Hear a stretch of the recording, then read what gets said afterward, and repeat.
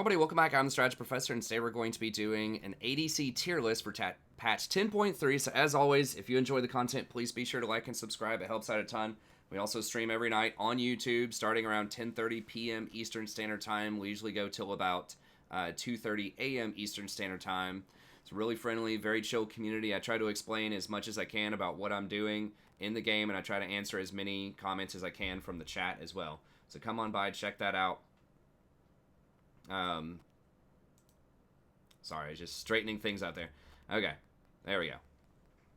Let's come on by, check it out. It's a good time. Also have a support tier list that I published yesterday, in-depth patch notes, and I'm going to try to do some tier lists for other roles as well. I'm going to see if I can do this a bit faster. I know it's kind of a meme on the channel, going through quickly, but I am going to actually try to get through this a little bit quicker than usual because I have some other stuff I have to get to today. But let's go ahead and get in here. So first up, I think that Miss Fortune is still going to be #1 overall. She has a really high win rate. They really haven't touched much of her build. I think they may have, I think they took off a little bit of her attack speed on these patch notes. It doesn't matter. They took off 0.75% attack speed per level. So at level 10, she loses, I don't know, a little bit of a dagger, maybe 200 gold worth of attack speed. It doesn't matter. The main reason why Miss Fortune's so strong right now is she's just pretty good at all stages of the game. Early on, she has excellent harassment, which is really undercosted. You know, this Q's only 43 gold each. Can do a ton of extra damage. It scales pretty well. It's got 100% AD, and then it also has this bonus on-hit damage, and you get the free 100% critical strike. If you ever bounce this off of a minion that's dead and hit somebody, it's going to chunk them for half of their HP in the laning phase. So that's pretty nutty, and that critical strike does get modified by Infinity Edge and things like that too. So it's a ton of damage. If you're constantly switching targets with Love Tap, you get a lot of extra damage too. Love Tap does apply to double up, so you get extra damage off of that as well. She gets a ton of extra movement speed for free with her struts. You can afford to get things like magical footwear and not lose too much value early on, and that allows you to have really preferable back timings. It allows you to rotate, try to make plays middle, push, roam. You know, try to help your support get deep vision in the enemy jungle, get dragons, get scuttles, help defend your own jungle from invades. I mean, movement speed's just very, very strong in general. Sadie, can you just... I know she's going to try to go get that food here in a second. There's some remnants of cheese in this pasta that I just ate a second ago. She always tries to get that, but... Anyways, very multi-purpose, very strong, lots of movement speed, and then also doubles up as a ton of extra attack speed, 100% attack speed on something that gives you that much move speed as well. It's pretty crazy. And then Make It Rain, very good also, point click, good zone of control, awesome slow, allows you to set up for your own bullet times, and more importantly, allows you to set up for your support's hard engage. So if you drop this Make It Rain on somebody and you have... a Nautilus or a Blitzcrank or a Thresh or whatever hard engaged champion of choice, then it's going to make it much, much easier for them to hit their skill shot. And the enemy's probably going to have to flash if they don't have a dash available. So that's going to be solid. And then, of course, Bullet Time is just an extremely OP ability. It has base 900% AD to multiple targets in a team fight. Now, yes, that's only if they stand in it the whole time, but it also has 1400 radius, so it just extends for a very long distance, just completely destroys everybody in a team fight.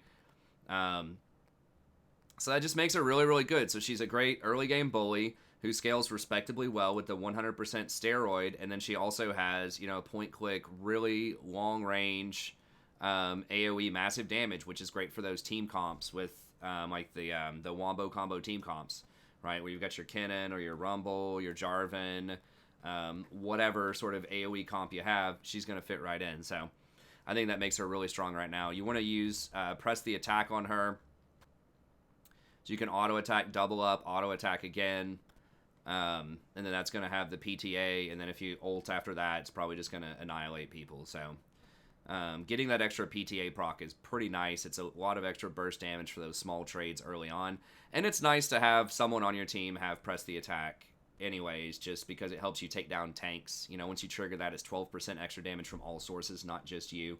So having someone on your team that is able to do that is pretty handy. So yeah, I think Miss Fortune's going to be really strong overall. Her only major problem is that she doesn't have a flash or a dash, so it's kind of hard for her to get away from things like Nautilus and Leona. But those champions are both being banned out fairly often right now. People are moving towards other engaged champs to kind of fill that void, but she is susceptible to skill shots, but that extra movement speed does help you dodge them potentially as well. Okay. Senna, I think, is still going to be very high priority. Now, I've got her at rank 2. Some people might have her slightly lower than that. She's just a great utility ADC right now. They did nerf her fairly substantially in the AD carry role on this patch because now she doesn't get a free charge every minute, a free soul stack or whatever it's called every minute. Because she used to get 1 guaranteed from the cannons, and so over 20 minutes you're missing 20 stacks, which I think is going to be the equivalent of the 15% crit and those other bonuses that she gets. So it is going to slow down her scaling a little bit over time, but she still has really oppressive range in the laning phase. She gets like the free kiting. You know, oftentimes she'll take Glacial Augment, and then she gets the extra movement speed whenever she attacks people as well. And she still has a lot of scaling. You could still harass and get a lot of stacks in the laning phase.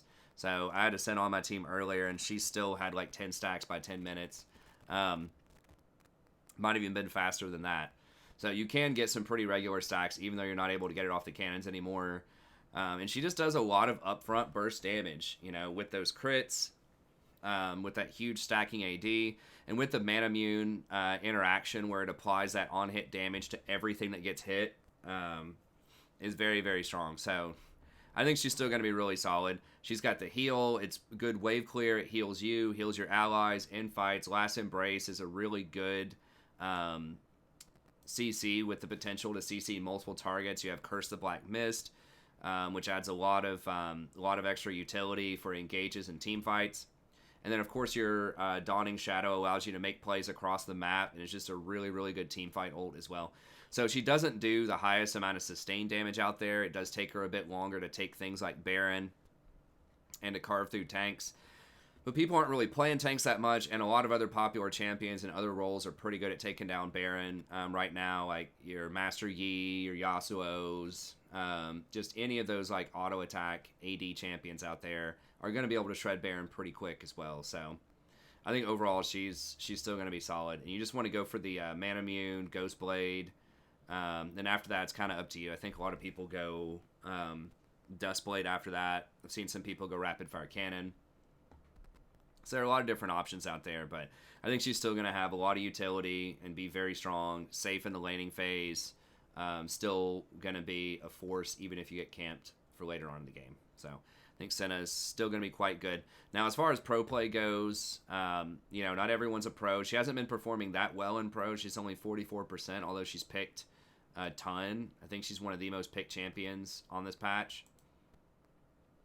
Miss Fortune has a much higher win rate in pro right now, but I think they can both be pretty solid. They're kind of different in their own ways. I think that Miss Fortune is a potentially a better team fighter and just like more raw damage, but Senna just has more of that utility, which is really nice, like I said, especially if you fall behind early on.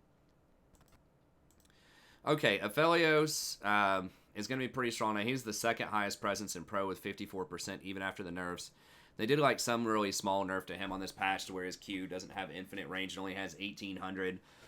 So it's only going to affect if he like hit somebody who had a shield on him and was recalling, or, you know, just like very, very weird circumstances, or if someone was like teleporting and he marked him. So I think overall he's still going to be really solid. It's hard to like fully grasp everything that he does. I think some people are still figuring out how to optimize him out there because it's like reading a novel trying to decipher everything that he does. But I'll tell you this, he does a lot of damage, especially early on in the game. And he just has a lot of just really weird utility, just depending on how well you use your guns. You just kind of have something for everything, right? You've got your sniper rifle for the harassment. In the early game, the Severum Scythe, I think, is super strong. The fact that this heals off of minions is really OP. They need to fix that. Heal him for 8 to 25. Because that's something that it's just kind of been a no-no a lot of times in League of Legends. Like something that's pretty cheap and spammable in the early game that allows you to heal off of minions. They pretty much always have to nerf that out. So I don't know why they thought it would work with him, When you look at Aatrox, when you look at Akali, remember Akali's Q used to heal if she was at max energy, if she cast it on the minion wave. And then Aatrox's Q used to heal. There's been a lot of stuff like that over time that just gave free healing off of minions in a kit. I think Camille's W used to heal off of minions as well. It's just always really OP because it just gives you so much free sustain and just free trading in the laning phase. So that's a huge part. I mean, there's so much about Aphelios you could talk about why he's strong, but I think that's one thing that doesn't get discussed very much that makes him really powerful is that he gets such free sustain during the early parts of the laning phase without having to itemize into sustain either through a Vamp Scepter or through some of his runes, although he could potentially get some through his runes too if he wanted to. But that's just really, really strong. And then, of course, the activated version of this gives him quite a lot of single target burst damage if you get someone isolated. So it's kind of like a Kai'Sa's Q that also gives you a ton of free sustain. And then kind of on the next rotation of weapons, this Gravitum, I think people are starting to understand this Gravitum is one of the most powerful tools in his toolkit. You know, applies a 30% slow. But the big one is that whenever anyone that's been touched by this, whenever you press W, it roots them for 1 second, which allows your team to follow up. So it gives him nice, like, basically point click. You just auto attack him and press this CC. And then when you use this with his ultimate, they get a 99% slow for a really long duration, and then you can wait like a couple of seconds and then activate it and like root everybody with the Binding Eclipse. So that's been the combo that I've seen that really turns games around the most, is in these team fights he can actually use this as an initiate, throw out the empowered, the whatever Gravitum, Moonlight Vigil, and then bind everybody with that Binding Eclipse as a way to start a team fight. And then your Nautilus or, you know, whoever runs in there and starts chain CC and everybody. So he does also have the massive damage off of Duskwave too. I mean, this has been the thing that people have said has been, you know, one of the most powerful things about him is that Flamethrower in team fights just does an insane amount of AoE damage. It splashes to everybody close up. So if everyone is like grouped up in a fight, I mean, it just completely deletes people. They have nerfed it, I think 2 or 3 different times. Still does way too much damage and has awesome wave clear too. So this is really nice to pack this on right whenever you want to make a push for that first dragon. And then you've already got it ready for a team fight in case you need to use the ultimate with it. So I think that's really solid. And then you know, the fun doesn't stop there because he has Chakram after that, which is a very good sort of zone of control peeler type of ability with this Sentry. So he just has something for, like I said, pretty much every situation. He's too versatile. He does too much damage. Now, a lot of his damage is kind of front-loaded in the early game because when he levels up, he gets a lot of, almost always takes this flat attack damage. So that makes him a lot stronger in the early game than many of the other ADCs. But he doesn't scale quite as well. I still feel like he scales pretty well. But, you know, if we look over here at the chart, a lot of commentators, like pro commentators, talk about how he starts falling off late game. And if you look at the chart here, his win rate does fall like quite low. So in the early game, you know, he's well over 50. At the 15 to 20 mark, he's 52%. Then basically 52 at 20 to 25. But then he starts falling off pretty hard as other ADCs start surpassing him. I guess he doesn't have anything that really gives him a lot of attack speed. He's kind of a caster that just has a lot of abilities, but doesn't get a bunch of bonus attack speed, at least from what I can remember in his kit. So that's about the time when other champions are going to get their Infinity Edge, plus some kind of attack speed item, so they might just be able to put out more sustained damage than him. But either way, he's very, very strong. So you could probably make an argument for him still being number 1 overall, but I think he's still hard to play if you don't have a lot of experience on him. So that's why I just have Misfortune up there. And Senna, just because I think Senna, if you fall behind, just has more utility for your team. But he is still really, really strong despite all the nerfs on him. Okay. And the next one I have up here might come as a little bit of a surprise is Cassiopeia. If you've watched my stream, you know that I'm really high on Cassiopeia. I think she's very, very strong right now. And playing her in the bot lane is a little weird. There are other people that do it. She doesn't have a huge sample size of people playing her in bot lane. But she is 3rd overall. It's only a 1% pick rate. You might be wondering what's up with that. Why Cassiopeia bot lane? Well, she does a lot of sustained damage, so she kind of serves the same role that a lot of ADCs do in that, you know, she's basically shotguns down people. She can break tanks really easily. She takes dragons and barons extremely quickly. So she kind of serves that high DPS role that traditional ADCs serve. But then she also has pretty good utility early on with the W being able to stop a lot of movement out there, particularly Rakan's not like ultra popular right now, but he might start coming back a little bit more as people remember that he's a champion and he's actually really good. I mean, right now he's rocking a 67% win rate, so it's only a matter of time before the announcers pick up on that he's actually still good. I say that, you know, kind of tongue-in-cheek because so many tier lists out there have him like tier 3, tier 2. Like there was one, look at this.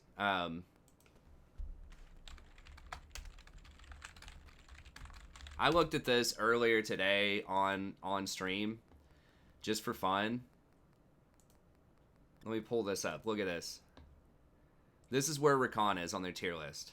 1, 2, 3, 4, 5, 6, 7, 8. So 16, 17, 18, 19, 20. They legit think there are 19 other champions that are better than Rakan right now, including Malphite support, Shaco support, Jhin support, you know, Veigar support. Like, come on, man, give me a break. So, I mean, the thing is, like, people just disrespect Rakan right now. Like, everyone just forgets that he's kind of the reigning MVP support ever since he was created, basically. He has the highest win rate of all time from the support role in professional play. And I know pro play is not the same as solo queue, but even in solo queue, like, his win rate is, like, pretty good for Rakan, for how hard he is to play. It is actually pretty good. So it wouldn't be a video if I wasn't singing the praises of Rakan. But I'm saying that because Cassiopeia is actually quite good into Rakan because she has that miasma with her W to stop his movement, and then of course she has her petrifying gaze. So she's pretty good at peeling with her W, with her ult. She's got some pretty decent game against things like Leona, against things like Nautilus. If they try to run at her, just really anything that's trying to run at her. And yes, she does like more levels, so that's why traditionally she's played in the mid lane, is because she does like the levels, because a lot of her poison and her movement speed are contingent on her levels. And when you're in bot lane, you're of course splitting experience. However, she is very vulnerable potentially to getting flanked, and if someone's able to outplay her miasma or her ultimate and get on top of her, then that can be pretty rough too. So if you have someone to help you out, someone to peel for you, then that does give her a lot of extra power. And she's really good at following up engage too. So, you know, if your Nautilus or your Leona hard engages on them, then she can throw down that miasma and stop them from flashing momentarily, and then you just crank out a bunch of extra damage with the Noxious Blast and Twin Fangs. So she's really good. She has really good synergy with a lot of other supports right now, and especially with Nami, because Nami, you know, gives her the extra slow on her Twin Fangs and her Q, thanks to the change to Nami's E a couple of patches ago. So yes, it does slow down her progression, her levels, but the fact that she gets the extra safety and a little bit more time to get through that early game and start powering up that tier, I think puts her in a pretty good position. So it's nice to have an AP champion in the bot lane that you can run in your repertoire, just in case you have, you know, triple AD from the two solo laners in the jungle, which is fairly common these days, where, you know, most of the popular junglers at most ELO brackets are going to be AD. I know that Elise and Nidalee are, like, okay and they're viable right now, and Gragas, but most people are still playing AD junglers. Top lane's almost always AD, and people are even trying to run AD in the mid lane fairly often. So having an AP option in the bot lane to balance that out is pretty handy. And I think that she's overall going to be the best one just because she scales extremely well, and like I said, she takes barons and dragons really well and has really high sustained damage to help you crack tanks, and she can even delete squishy people pretty well too with her Twin Fangs. So I think she's going to be really solid right now. And then the final one that I want to put at tier 1 excuse me, is Twitch. And I think Twitch is getting a lot of disrespect. Now, this is kind of recency bias because tonight on stream we did have a couple of really good Twitches that took over the game. But at the same time, his win rate is really high, and it's been creeping up a lot over time. You might be wondering, well, why is Twitch's win rate going up? Well, a big part of it is that games are going longer. They took away a lot of the tower play incentives. And they nerfed the dragons during the preseason as well. So that's kind of extended the games, and they nerfed the early game jungle somewhat. So that means that junglers still do camp you all the time, but they're going to be objectively a little bit weaker than they were during the preseason. And they nerfed crit as well. A couple of patches ago, they nerfed crit cloak, and they nerfed the Storm Razor. Right, and he doesn't get either one of those abilities. He does eventually get crit, right? Like, he does get Hurricane second. He does get Infinity Edge third. But his first item is Blade of the Ruined King. And so I think a lot of the kind of the Blade of the Ruined King items or champions have been moving up a bit over time. You see Kog'Maw's up here. Twitch is up here. There are several champs that have increased their win rate off of the crit nerfs to other champions. But when the game's slower, he just has time to scale. He's one of the best team fight ADCs out there. He has completely mows people down once he gets 2 or 3 items and just pops out of invisibility, deletes people. And he has the invisibility mechanic, which we all know invisible champions are going to be OP in solo queue because people just never ward properly and they just forget that Twitch exists. So in the mid game, especially if he's ahead, he can just roll up and delete people in side lanes who extend too far. So he's really good at team fighting. He's doubles as an assassin type of champion, as an AD carry, which is pretty rare. And he just synergizes really well with a lot of the other supports that are coming back too. You know, they've given numerous buffs to several of the enchanters over the last few patches, right? They gave Sona a buff. They've given Lulu 2 buffs, and Lulu's insane with Twitch.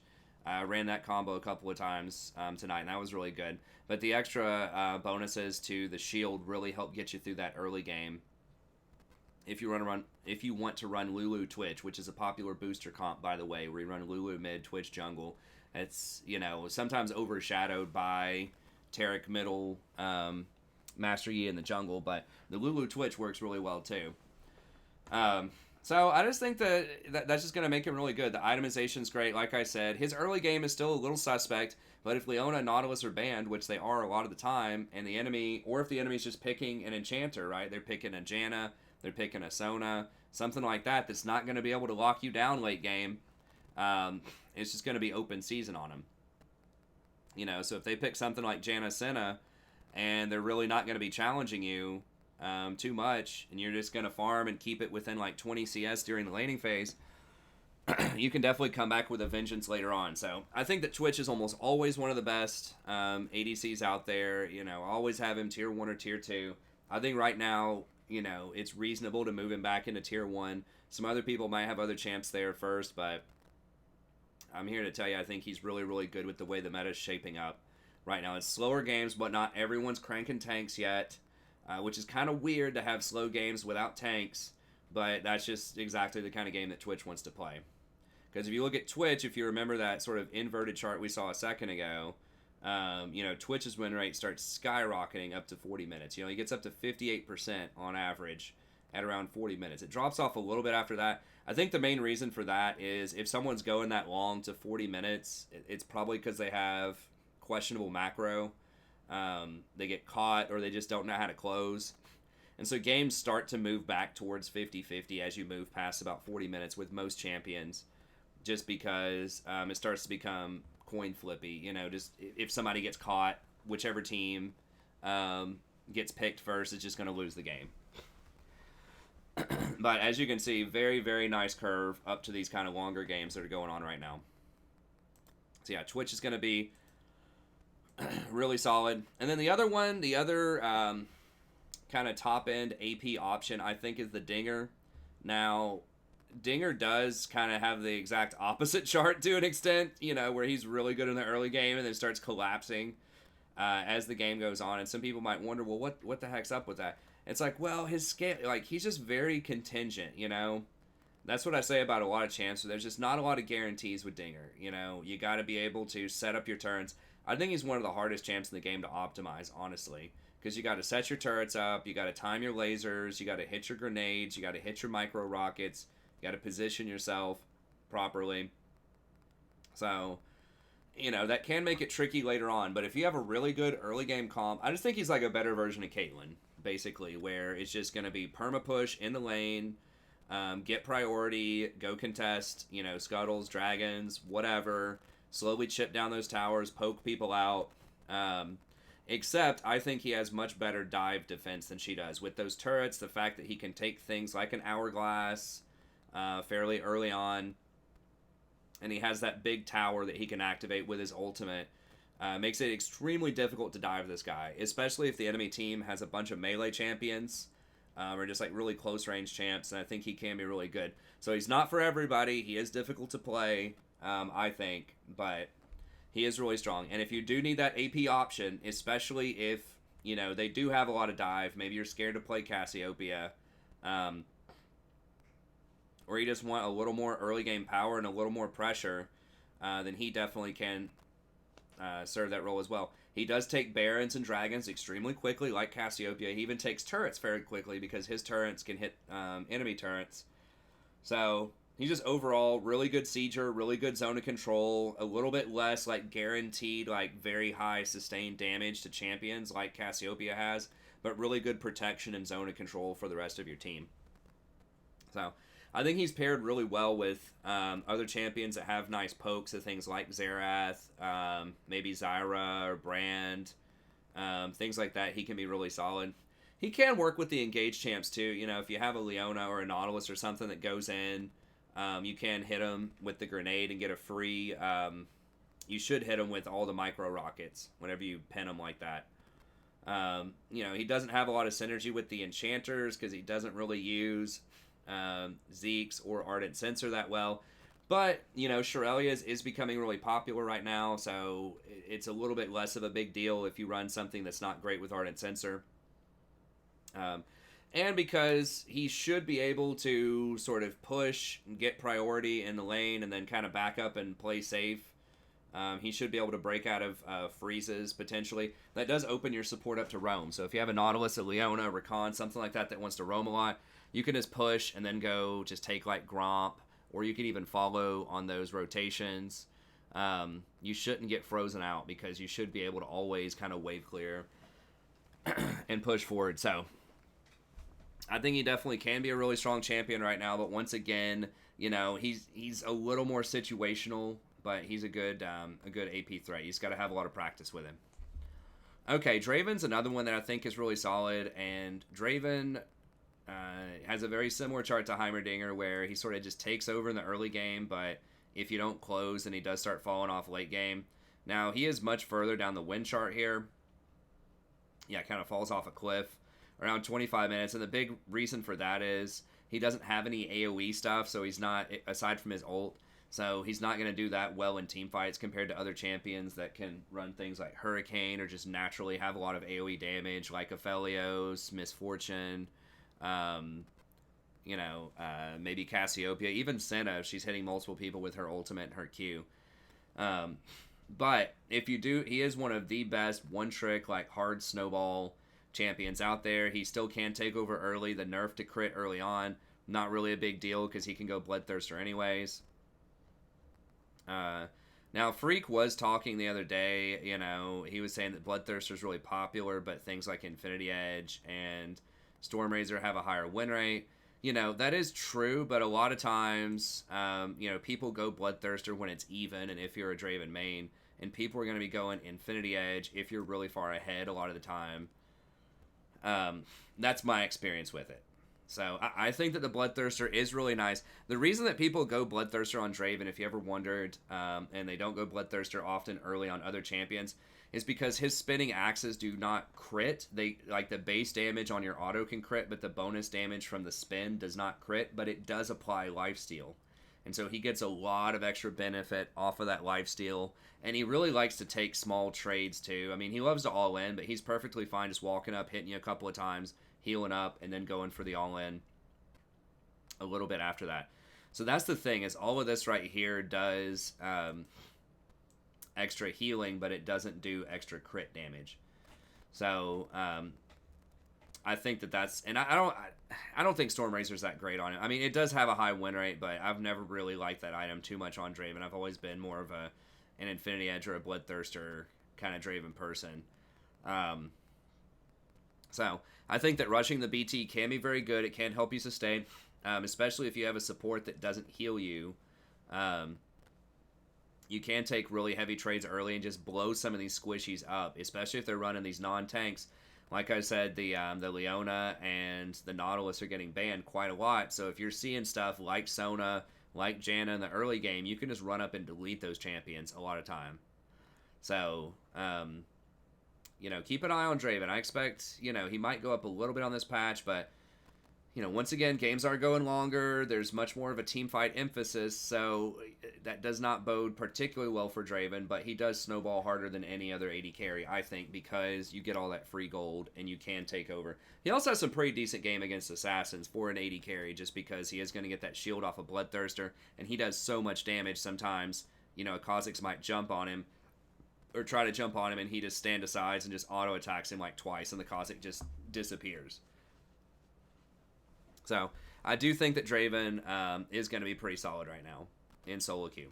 Now, Lucian is another one, and Lucian has been pretty popular in pro overall. Terrible win rate, though, 35%. I'm not really sure why people are rocking the Lucian. He has a ton of bans. The main thing that I can think of is that he's just really good in the early game as well because of those double shots. Now, Lucian did get a really huge nerf on this patch, so we'll see how that shakes out. There's not a lot of data for patch 10.3 yet.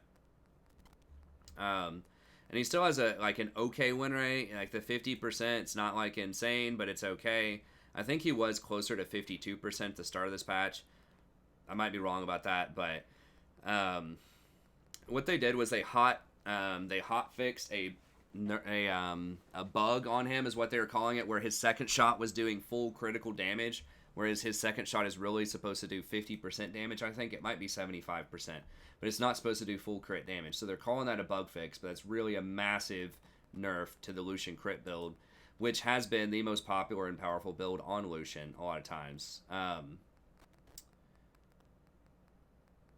The second shot dealing, 50 to 55 to 60% physical damage, increased to 100% against minions.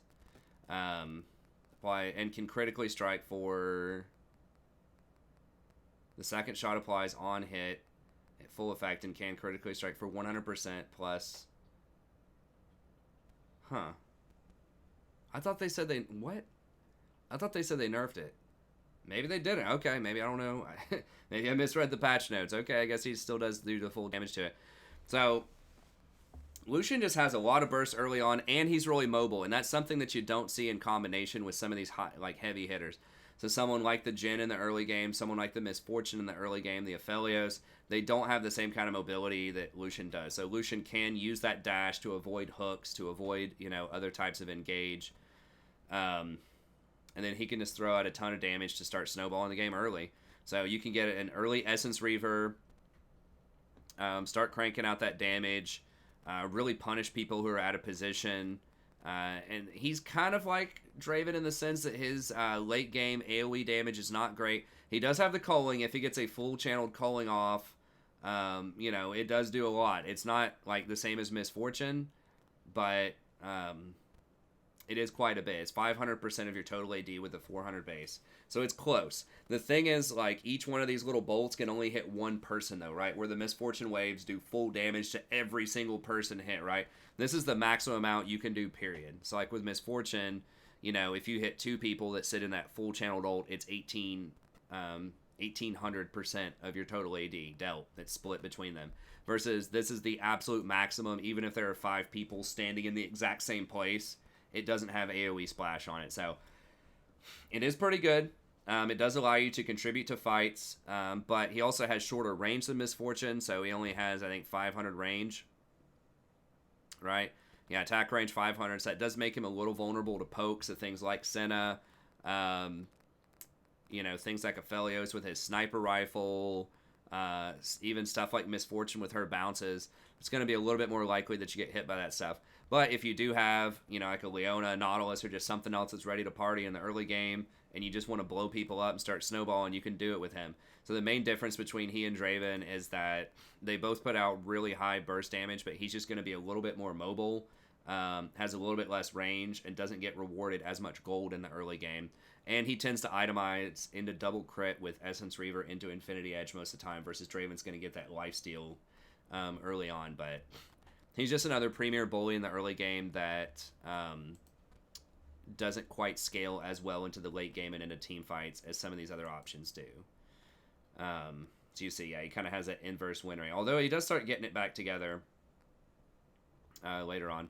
So that's kind of weird where you would think it's an early game meta right now, right? Where, you know, plates do matter, dragons do matter, the snowball matters.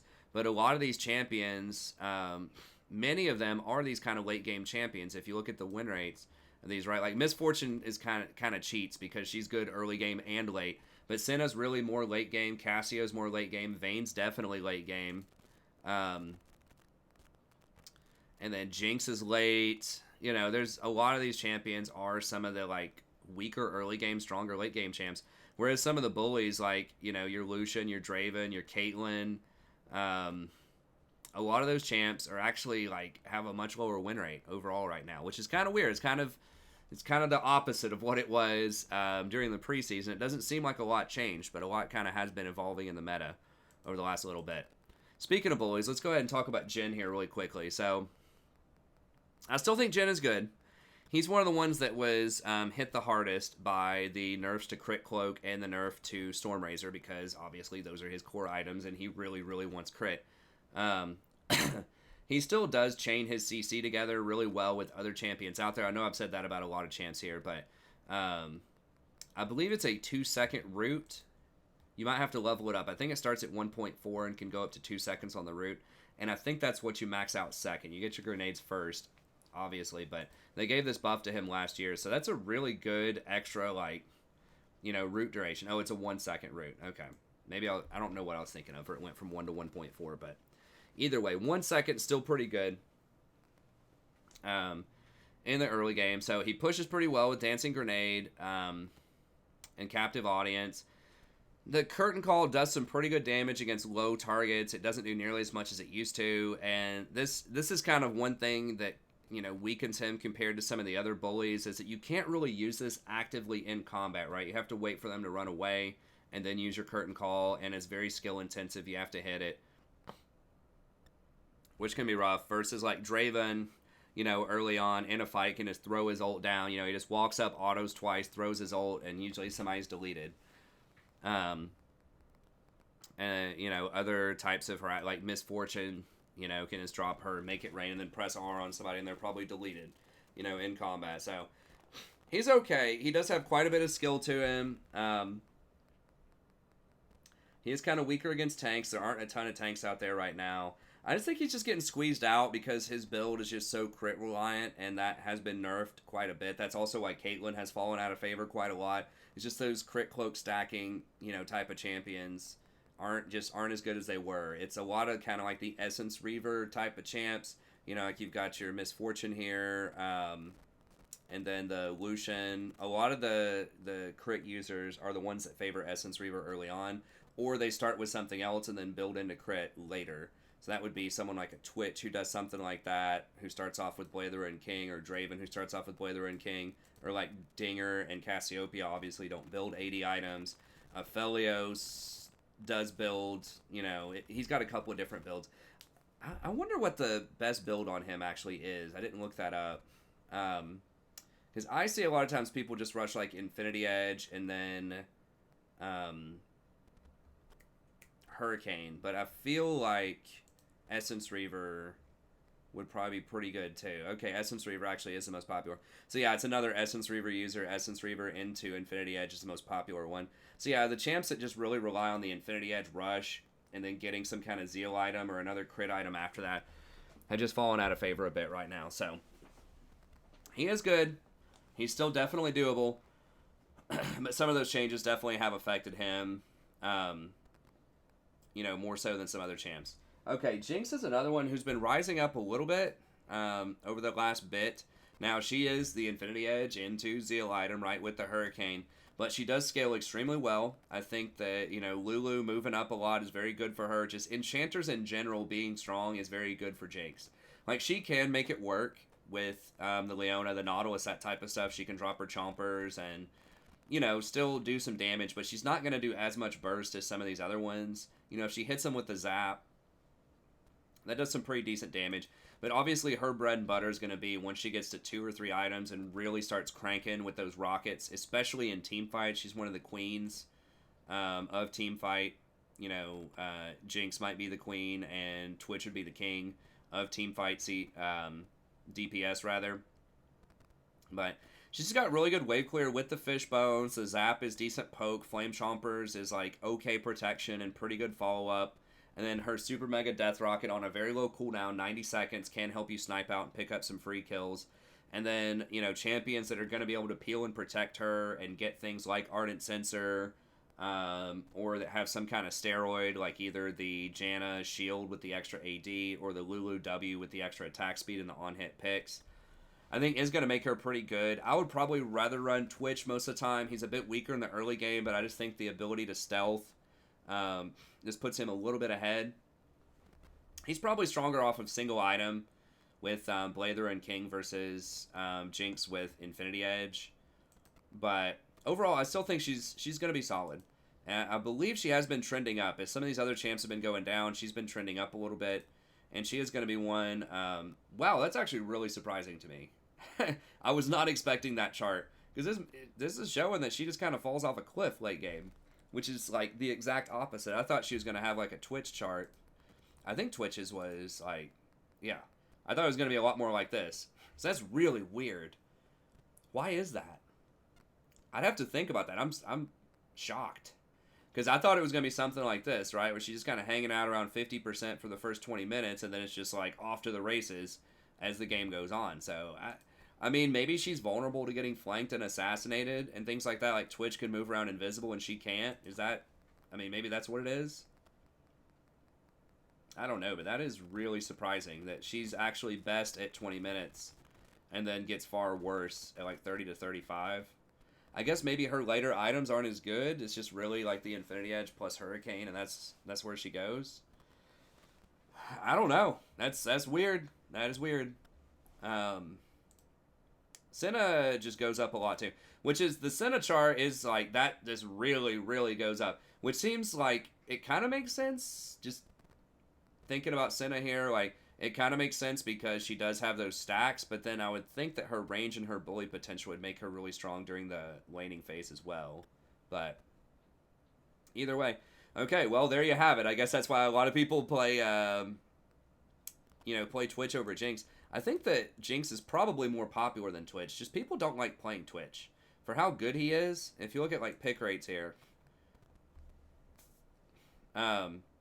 he's way down the list, right? If we look at win rates, like, and he's a traditional ADC. He's not, like, you can kind of understand why Cassio and Heimer are going to be a bit lower because they're weird, and a lot of people just don't think of that. But, I mean, he's the 5th highest win rate ADC, and, like, nobody plays him. It's, like, less than 2%. 10% of people play Jinx, I guess. So, I don't know. I guess she's just a lot more vulnerable to assassins because she doesn't have the invisibility. She typically doesn't get a lot of lifesteal, and maybe just a lot of people just don't peel for her. I don't know. I mean, part of that could be that just maybe a lot of people just don't know what they're doing. But, like, her win rate's not that low, though. That's the thing, is it's, like, 52% on average. It's, like, within 0.5% of Twitch. But Twitch's chart looks so much more promising late game. But, anyways. Okay, well, there's Jinx. The final few here, and then we'll go ahead and end it up. Tristana's kind of an odd duck in that I've seen her completely take over games before. If she starts snowballing, she can definitely win some games. But her problem is she has really short range, and she can't control the wave very well because whenever she kills a minion, it's going to explode and automatically push, and you don't have any control over that. So that can make it very difficult if you want to try to freeze the lane so something like your Leona can engage. And even more importantly, if they're pushing into you, that can make it extremely difficult for you to last hit under tower because the minions are going to explode and, you know, throw off the HP of a lot of other minions, and you're going to miss a lot of CS to tower, pretty much. That's one of the main reasons you don't see Tristan Pro, or it's been extremely rare over the years to see her in Pro, is because she can't manage waves very well. But she does do a ton of early game damage, especially the fact that you can get a reset on that jump and double jump onto people. It's just like an insane gap closer. Because and she's really good with these all-in like hard engaged supports, particularly Leona, because they can both engage through the minion wave. But yeah, she's almost like an engage, like an all-in, like not CC engage, but like just like almost assassin type of engage, if she has the right opportunity to do so. And so that means that she snowballs harder than almost anyone else. It can just be very hard for her to get to that snowball state without quality play from your support, right? So you got to be brave. You got to get in there as Tristana. But you also have to have a support that can set you up. So yeah, dropping like this explosive charge, even in the early game, is 154 damage, right? With 100% of your bonus AD. So that's a lot of damage if you get all of the explosions. And being able to double rocket jump onto somebody early on is going to be, you know, was like 190 damage. So just off of her abilities, you get, you know, level 2, if you all in with your explosive charge plus your rocket jump on the enemy ADC, it's going to be something like 250 like magic damage, or combination of physical and magic damage, not including the scaling on this. So it's probably going to be closer to like 270. And then if you land like 3 auto attacks, that's going to almost take somebody from 100 to 0. So it's just a crazy amount of damage early on if you get to rocket jump forward and get that reset off of the explosive charge and jump on someone again. And it's just almost impossible to get away from her, because if she's ahead, she just rocket jumps, throws the bomb on you. Even if you try to run, she's going to run you down after the reset off of explosive charge. So she's very, very good if she gets ahead, especially with a Leona. You basically can't be in that lane anymore if she gets a couple of kills on you early. And then she does scale pretty well later on in the game. You know, she's got this bonus attack speed here. Now, this used to be a lot better until other champions got a similar amount, right? Like, Misfortune gets this as well on an ability that also gives her, like, free Moby Boots, pretty much, on a lower cooldown than Rapid Fire. But it still is pretty good. And then her range does go up over time, but it's pretty slow uptake, and she has really low base range. And then her ultimate, she is one of the safer ADCs because she can use her rocket jump to jump away, and it also has buffering, so if you're in the motion of jumping, even if like a blitz hooks you, you're still going to be able to complete your jump. And then Buster Shot is really nice too, because it ends up doing magic damage to the target and all of the targets around her, and knocks back all of them around her as well. So that can be really good for just, if they're trying to hard engage on you, just blowing them back. Or if you are really far ahead, you can, you know, flank and blow people towards your team, or you can jump on top of them with your rocket jump and then flash to the other side and blow them back. You know, those last 2 plays are a little bit on the risky side, but it can be done if you're really far ahead. So we've been seeing her actually more in the mid lane in some pro games, which is a little weird, but a lot of that is because she can be so safe. She does push really well. She gets priority, so she can roam. And then she also has, you know, the rocket jump to jump to safety, and she has Buster Shot.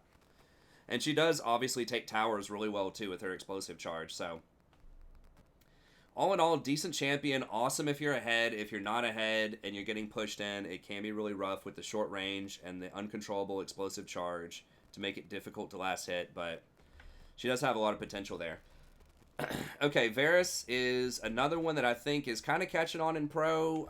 I was seeing him a bit more in Korea earlier during the preseason, but people are starting to play him a bit more here. 58%.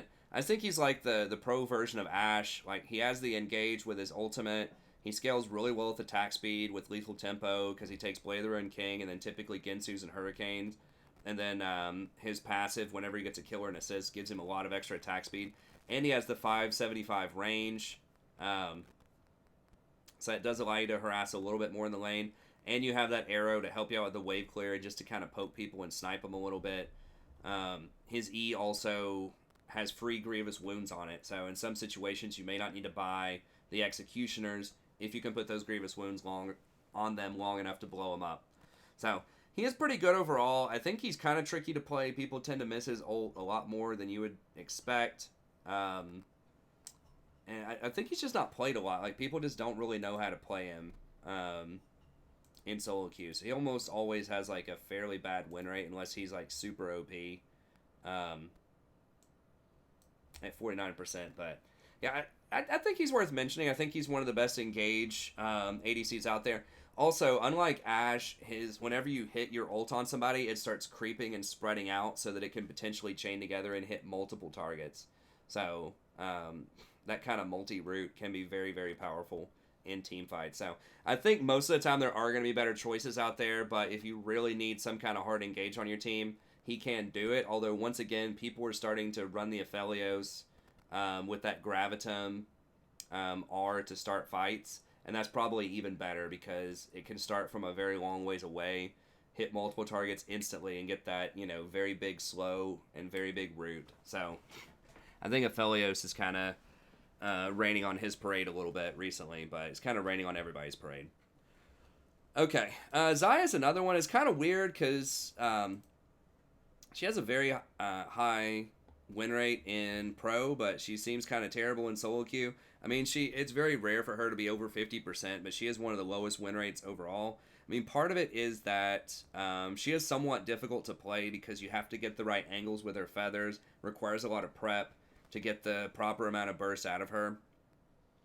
But she's really, really good in team fights, right? Like, Twitch is easier to execute in team fights, so is Jinx, but if you get down a ton of those feathers in the team fights and you get a really strong blade caller, you can just completely delete everybody. She's obviously going to be really good with Rakan. That's still the best early game aggressive lane, I think. And she has reasonable safety with her ult. I didn't like it when they made her ult 160 seconds. I think something that's a defensive ult like that really shouldn't be that long. If something's over 150 seconds, I think it really needs to be a macro ult, like a TF ult or a Karthus ult, Talia ult, that type of stuff that influences other people on the map. But I think that defensive wins should probably be lower than that, so we'll see. But it's hard to, recommend any sort of buffs for Xayah when she's one of the highest win rates, if not the highest win rate ADC right now. I think she's literally the highest win rate ADC in pro. So, who has, a reasonable amount of representation, or presence, I should say. So yeah, really good in pro, questionable in solo queue, but if you are good on her, she can be quite strong right now, and she is good at peeling off people that want to dive you with the combination of her ultimate plus being able to pull those feathers back. So she can still be very scary if she gets a good player behind her. Okay, Vayne is one that I'm really reluctant to recommend. That's why I have her down in tier 3. She's one of the worst in the laning phase because she has no wave clear and virtually no trading outside of just auto attack, tumble, auto again for a press the attack proc. She can kind of follow up on CC if people stand close to a wall and your Nautilus or your Leona engages on them. She can tumble and then pin them into the wall. When I have Vaynes on my team, most of them are not looking for those pins, but I think the pin can be pretty good. It does decent damage early on. It's like a second and a half of CC. It's just very contingent, right? They have to be standing close to the wall. They have to not reposition whenever you shoot the bolt at them. You can pin them into the tower, which is a pretty cool one that a lot of people don't respect. And she does pretty well. Once you get your Blade of the Ruined King, if the lane's pretty even, if you're not too far behind, then she can start taking over. She's obviously very good with enchanters, with Lulu and Janna as well, just things that can protect her. And things that really buff up her auto attacks too. So she really loves having Ardent Censer. She loves the Lulu buff, the Janna buff, all of that stuff, because she does throw down a lot of auto attacks. So she gets a lot of value out of those types of abilities. But yeah, very good against tank. So if the tank meta starts coming back, we're already seeing more Ornn. They're buffing Sejuani. They're thinking of buffing Balmy Cinder next patch. So we are seeing a little bit more tanks. You're seeing Jarvan kind of building tank. You're seeing Zac sometimes, Nunu sometimes. So she is starting to get a little bit more play there. But nevertheless, I think the laning phase is still pretty rough. She does actually have a decent win rate, 52% or something. So she's pretty high up there. So you got to respect it. She has played a lot too, and most people don't know what they're doing on her. So the fact that she can still put up 52%, even with people not knowing what's going on, it's going to be good for her. The fact that crit got nerfed, kind of like some of these other champions we've talked about, is very nice for her because she doesn't build those items, and that means that people are not going to be able to bully her as much in the early game.